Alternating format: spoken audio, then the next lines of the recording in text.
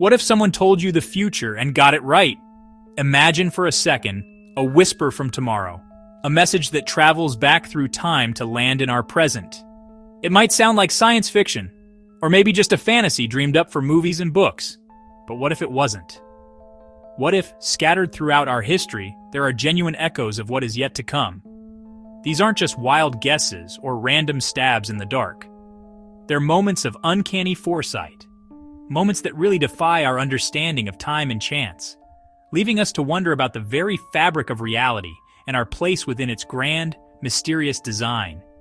These strange occurrences, they force us to ask some pretty profound questions. Our first stop is not an ancient text or a mystical seer. It's actually a place you'd never expect to find a window into the future, a brightly colored, chaotic suburban town called Springfield. For decades, the animated television show The Simpsons has made us laugh with its satirical take on modern life. But you know, hidden within its jokes and absurd situations are some of the most bafflingly accurate predictions ever recorded. The writers claim it's just a result of telling so many stories for so long. They say if you throw enough darts, some are bound to hit the bullseye. But wow, some of these predictions seem way too specific to be mere chance. Take, for instance, a 1995 episode titled Lisa's Wedding. In this glimpse into the future, we see Lisa's fiancé making a call from his watch, a smartwatch. Back in the mid-90s, this was pure fantasy, a piece of gadgetry straight out of a spy movie. Mobile phones themselves were still large, clunky devices, yet nearly 2 decades later, the Apple Watch and other smartwatches became a reality. They mirrored the functions seen in the cartoon almost perfectly, turning a throwaway gag into a stunning piece of technological prophecy. How did they know? In a 2000 episode, Bart to the Future, the show depicted a future where Lisa Simpson becomes president. As you know, we've inherited quite a budget crunch from President Trump. At the time, the idea of Donald Trump as president was a punchline, a celebrity businessman with political ambitions that no one took seriously. For 16 years, it remained a joke. Then, in 2016, the joke became reality. The world watched in disbelief as Donald Trump was elected the 45th president of the United States, making a cartoon's satirical premise come true. We now travel further back in time to 16th century France. We meet a man whose very name is synonymous with prophecy, Michel de Nostradamus. A physician and astrologer, Nostradamus penned his predictions in a book titled Les Prophéties. He wrote them in 4-line poems called quatrains, intentionally obscuring their meaning with cryptic metaphors. He claimed they were visions of the future, stretching for centuries to come. One of his most famous prophecies speaks of the Great Fire of '66 that will sweep through a great new city.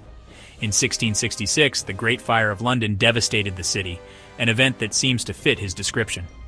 He wrote of a powerful figure he called Hiester, a name remarkably close to Hitler. He described this figure's rise from poverty, his ability to sway masses with his tongue, and the great war that would follow. Sometimes a prediction doesn't come from a mystic or a prophet. It comes from the pages of a novel, written as pure fiction. In 1898, an American author named Morgan Robertson published a book titled Futility. The book told the story of a magnificent new British ocean liner.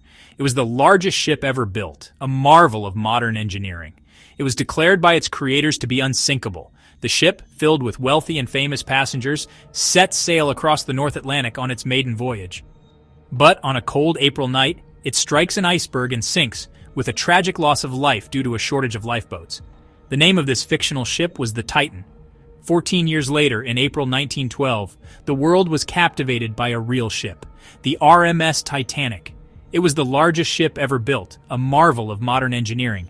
Hailed as practically unsinkable, it set off on its maiden voyage across the North Atlantic, carrying some of the world's wealthiest people. On a cold April night, it struck an iceberg and sank. Over 1,500 people perished, many because there were not enough lifeboats for everyone on board. The parallels between Robertson's fictional story and the real-life tragedy of the Titanic are not just similar, they are almost identical. The story he wrote as a warning became a blueprint for disaster. The list of similarities is jaw-dropping. Robertson's Titan was described as being 800 feet long. The real Titanic was 882 feet long. Both were triple-screw propellers. Both had a capacity of about 3,000 people. Both sank in the North Atlantic in the month of April. Both had a fatal shortage of lifeboats, adhering only to the outdated legal minimums. The fictional Titan was struck on its starboard side, just as the real Titanic was. The sheer number of specific details that match between the book and the real event is enough to make the hair on your arm stand up. Our final examples come from two very different sources, yet both seem to see our modern world with startling clarity. One was a humble blind woman from the mountains of Bulgaria. Her name was Baba Vanga. She lost her sight as a child in a freak storm and claimed that this event gave her a second sight, the ability to see the future. Over her long life, she became a revered figure, sought out by commoners and world leaders alike. Baba Vanga is credited with predicting many major world events. She allegedly foresaw the breakup of the Soviet Union, the Chernobyl disaster, and the date of Stalin's death. But her most famous prophecy, made in 1989, is truly chilling. She spoke of a day when the American brethren would fall after being attacked by two steel birds. On September 11, 2001, two planes, steel birds, struck the World Trade Center towers, leading to their collapse. The attack happened during the presidency of George W. Bush. The connection seems impossible to ignore. At the same time, another kind of prophet was at work. Not a mystic, but a man of science. Nikola Tesla, the brilliant and eccentric inventor who harnessed the power of electricity. Tesla was a visionary, a man who lived so far in the future that many of his contemporaries thought he was mad. In a 1926 interview, he described a future that sounds eerily familiar to us today. He spoke of a time when the entire world would be interconnected by a wireless system. He said that a man would be able to carry a simple device in his vest pocket that would allow him to see and hear events from anywhere on the planet. He was, in essence, describing the smartphone and the internet. He envisioned a world where information, pictures, music, video could be transmitted instantly to a personal, portable device. In an era of telegraph wires and massive radios, this idea was pure fantasy. Yet today, we live in the world that Tesla imagined. We hold his vision in our hands every single day. He saw it not through a crystal ball, but through the lens of scientific possibility. He saw where technology was heading long before anyone else could. Do you think these were lucky guesses, or is there more to it?